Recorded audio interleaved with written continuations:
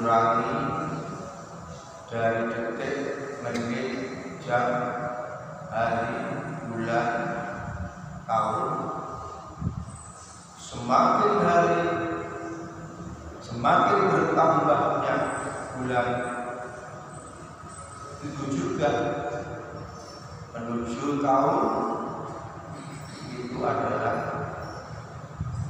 dekat dengan yang namanya al-maut, namanya kematian.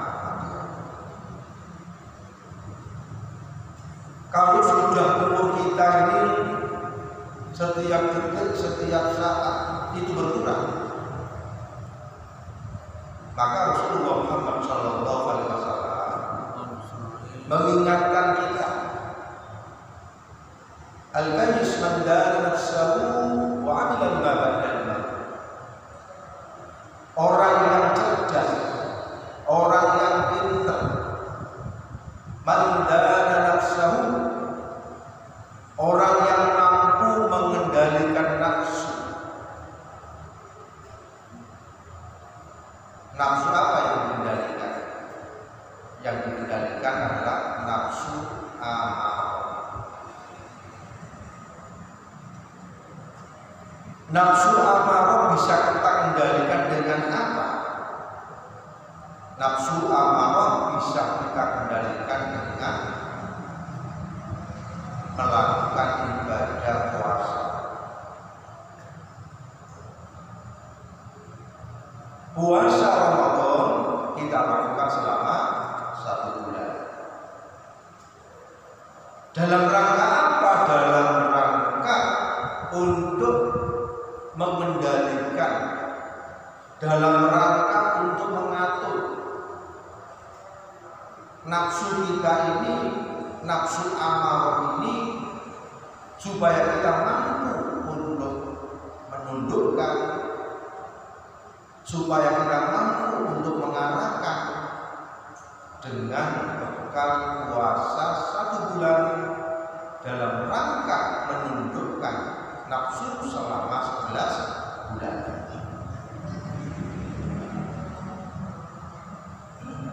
Kalau dengan ikhtiar dan puasa selama 1 bulan ini, nafsu amarah yang ada di dalam diri kita masih bergejolak,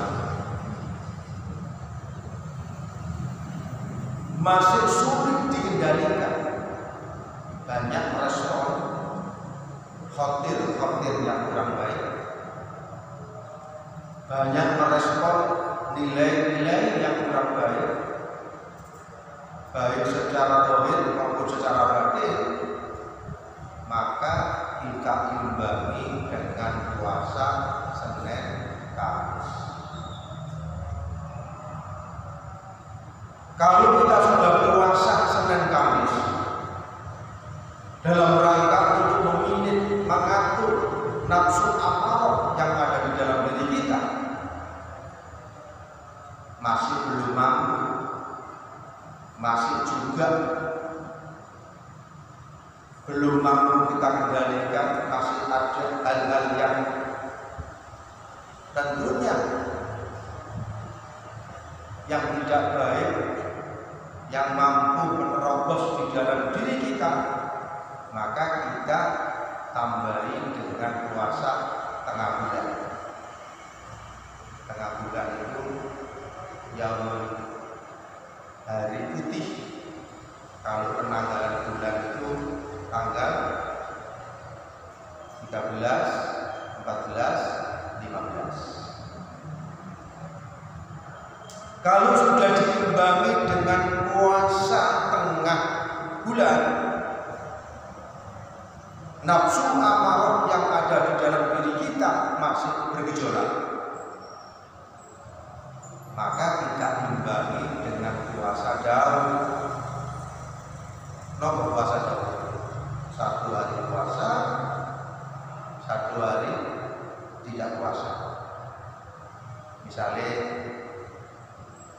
hari Senin puasa, Selasa tidak, Rabu puasa, Kamis tidak, Jumat puasa, Sabtu tidak, Sabtu hari puasa, 1 hari tidak puasa. Itu namanya puasa daun.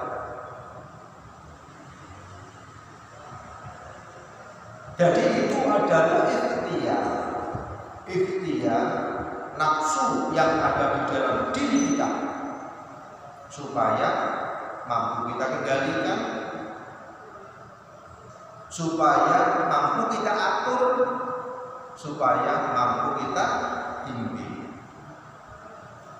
Itu adalah orang yang cerdas, orang yang pintar adalah orang yang mampu mengendalikan nafsu dengan jalan puasa, ada yang wajib, ada yang sunnah. Yang kedua, orang yang dikatakan cerdas itu wa amila lima ba'dal maut, beribadah, beramal, beribadah untuk kehidupan setelah datangnya kematian. Jadi kita harus memperbanyak ibadah. Ad-dunya mazra'atul akhirah. Dunia ini tempat menanam, dan di akhirat nanti kita untuk memanen. Sebagaimana sesuai dengan Al-Quran yang berbunyi wa ma khalaqul jinna wal insa illa liya'budun. Kata Allah, aku ora ndadekake jin lan manungsa illa liya'budun, kecuali untuk beribadah. Jadi tujuan Allah menciptakan manusia dan jin ibadah. Tidak ada tujuan yang lain. Makanya ada yang namanya ibadah makhluk, ada yang namanya ibadah ghairul makhluk. Ibadah makhluk, sholat, zakat, ibadah haji,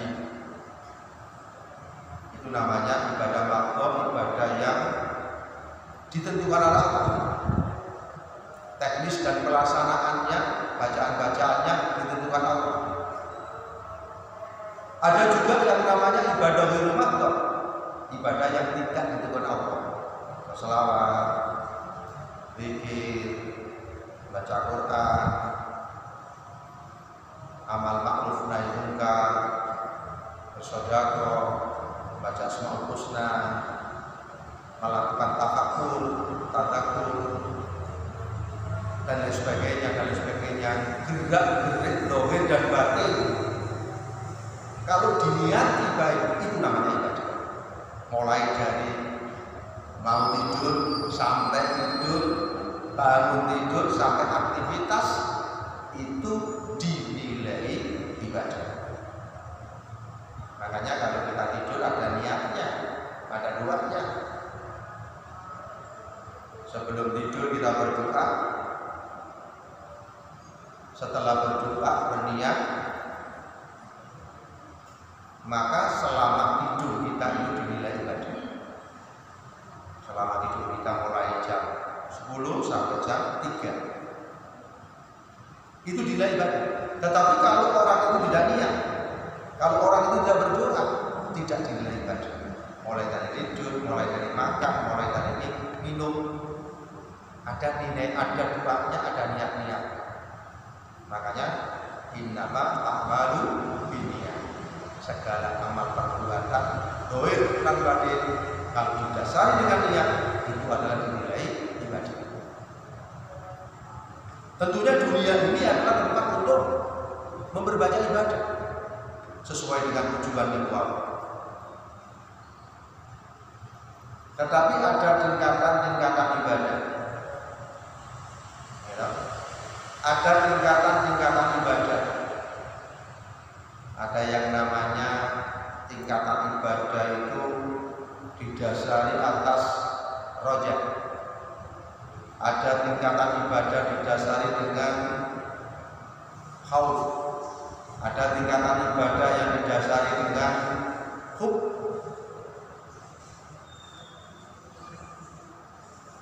Ketika ada seseorang semangat ibadah, semangat ibadah. Tujuannya apa? Tujuannya adalah untuk menggarap surga dan selamat dari neraka. Itu juga dikatakan ikhlas menurut tingkatan syariat. Ada juga orang yang beribadah atas dasar khauf, takut kepada Allah, takut kepada siksa-siksa di alam kubur, di alam barzakh, di alam akhirat, dahsyatnya api neraka, sehingga orang itu terbangkit semangat untuk melakukan ibadah. Itu menurut tingkatan syariat juga tidak apa. Ada orang yang beribadah atas dasar cinta, atas dasar cinta kepada Allah. Kenapa kita cinta kepada Allah? Karena Allah itu memberikan segala-galanya. Karena Allah itu memberikan segala-galanya kepada kita. Kenikmatan jasmani dan kenikmatan rohani. Nikmatan jasmani, kita sehat ini adalah nikmat. Salah satu dari nikmat sehat, misalnya nikmat mata ini. Kalau kita diberi mata Allah sehat, dipakai melihat rembulan enak, dipakai untuk melihat tumbuhan enak, dipakai untuk melihat tanda-tanda syarat Allah enak, melihat apapun enak. Itu hanya mata. Makanya nikmat Allah banyak, tidak bisa dihitung. Wa in ta'uddu nikmatallahi la tuhsuha. Seandainya kita hitung nikmat-nikmat Allah, tidak lengkap karena sangat banyaknya nikmat. Jadi tingkatan yang tiga ini adalah kita beribadah kepada Allah bukan atas dasar kepingin surga, bukan atas dasar takut kepada neraka, tetapi kita beribadah atas dasar cinta kepada Allah Subhanahu wa taala. Makanya di dalam Al-Qur'an disebutkan qul in kuntum tuhibbunallaha fattabi'uni yuhibbukumullah wa yaghfir lakum dzunubakum. Dalam Al-Qur'an disebutkan kalau kamu cinta kepada Allah, fattabi'uni, ikutilah Nabi. Nabi besar Muhammad sallallahu alaihi wasallam, meskipun surga dijamin, meskipun akhiratnya dijamin, beliau masih tetap optimal untuk melakukan satu ibadah. Ketika diingatkan oleh istrinya, wahai Nabi, engkau itu sudah dijamin Allah, surganya sudah dijamin, di surga, di akhirat sudah bahagia, kenapa kok setiap malam melakukan sholatul lail sampai kaki-kaki bengkak? Jawaban Nabi ini salah satu syukur berterima kasih kepada Allah Subhanahu wa taala. Nah, kita itu adalah cinta kepada Allah. Qul in kuntum tuhibbunallah, qul katakanlah apabila kamu cinta kepada Allah, fattabi'uni, ikutilah Nabi. Bagaimana Nabi beribadah kepada Allah, bagaimana Nabi hubungan kepada sesama manusia, bagaimana Nabi hubungan melakukan satu muamalah, bagaimana Nabi sebagai seorang pemimpin, bagaimana Nabi sebagai seorang wirausaha dan sebagainya. Itu kita mencontoh kepada Nabi besar Muhammad sallallahu alaihi wasallam.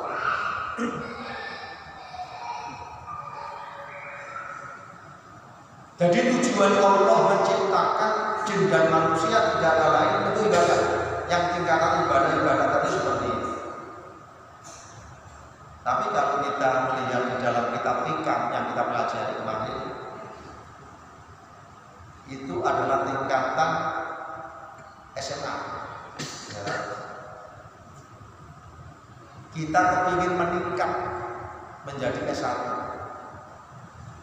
Tingkatan ibadah yang tadi yang saya terangkan atas dasar roja, atas dasar khauf niku itu adalah tingkatan SLTK.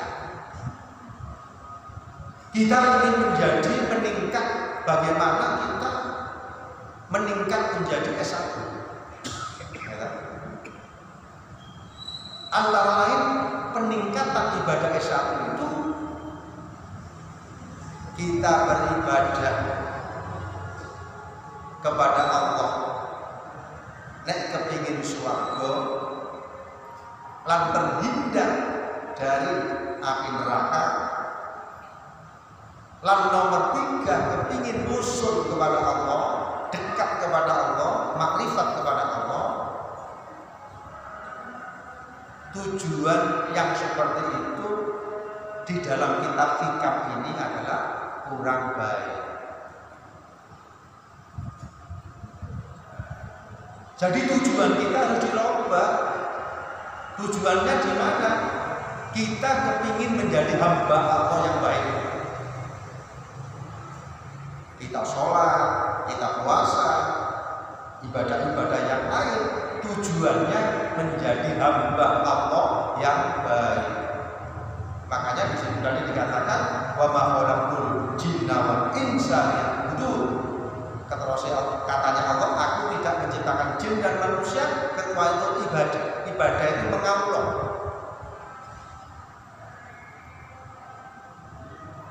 Jadi tujuan kita ibadah menurut kitab kita bukan hanya kepingin surga, bukan hanya terhindar dari api neraka, bukan kepingin usul terbukanya mata batin, tetapi kita beribadah semata-mata ingin menjadi hamba Allah yang baik. Urusan swarga, urusan neraka, urusan orang itu usul kepada Allah tidak bisa diusahakan secara amal. Urusan swarga, kemudian urusan orang itu terbuka mata batinnya, itu adalah merupakan rahmat Allah. Ya, merupakan rahmat Allah. Makanya di dalam kitab hikam yang pertama kemarin dijelaskan min alamatil i'timad alal amal nuqsanur raja inda wujudis zalam. Tanda-tanda orang yang mengandalkan amal. Apa tanda-tanda orang yang mengandalkan amal?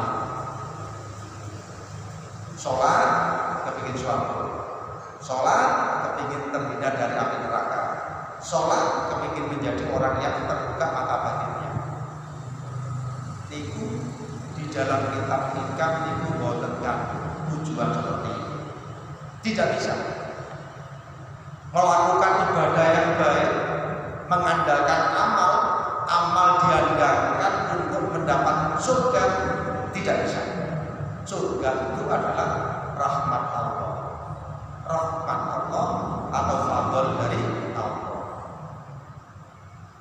Hadirin jamaah Masjid Baitur Rahim rahmatullah. Itu tadi kita berbicara tentang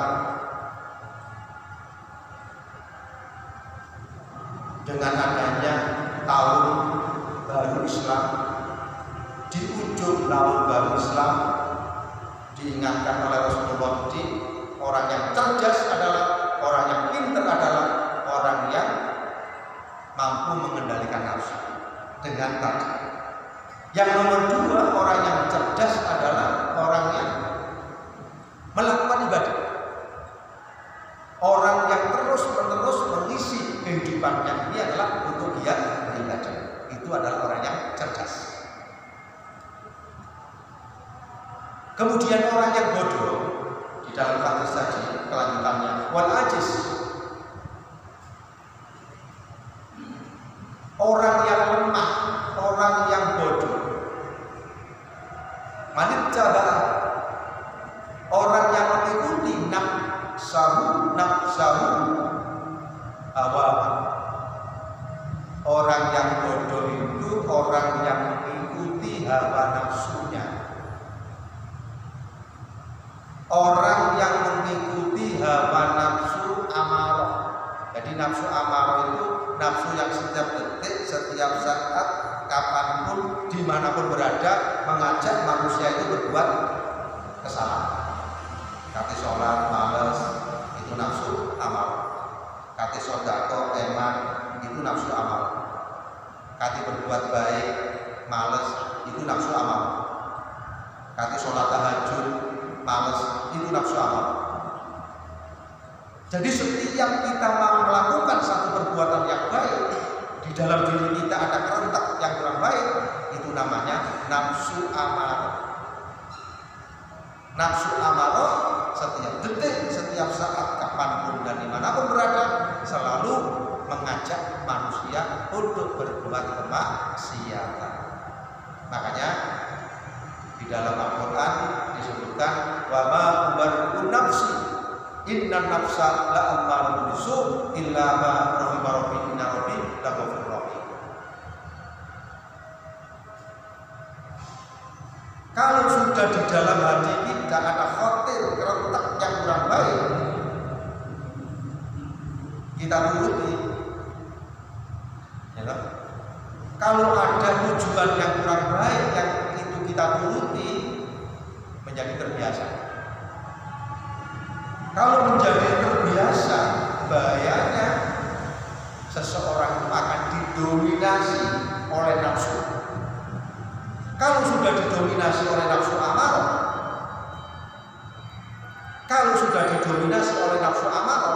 tidak mikir apakah itu berdampak negatif kepada dirinya, keluarganya, masyarakatnya, bangsa dan negara. Itu adalah orang yang bodoh, orang yang menuruti nafsu. Kemudian yang nomor dua, orang yang bodoh adalah orang yang tamanni, watamanni, orang yang berangan-angan kepada Allah, tapi angan-angannya itu adalah tidak dilaksanakan. Kepingin jadi wong alim, gak belum belajar. Kepingin jadi wong apik, gak belum ibadah. Kepingin mendapatkan pahala puasa, gak belum poso. Ya, kepingin hanya tamani, hanya mengharapkan kepada Allah yang tidak mungkin terjadi karena tidak ada usaha. Males, hati belajar males, hati tani bumi males, hanya ngelamun, kepingin swarga gak belum berjuang. Ya, itu namanya tamani, tidak mungkin terjadi karena hanya berangan-angan saja. Jadi ini di penghujung tahun 1443 ini diingatkan oleh Nabi besar Muhammad SAW, orang yang pinter dua hal yang harus kita lakukan, orang yang bodoh dua hal yang harus kita tinggalkan.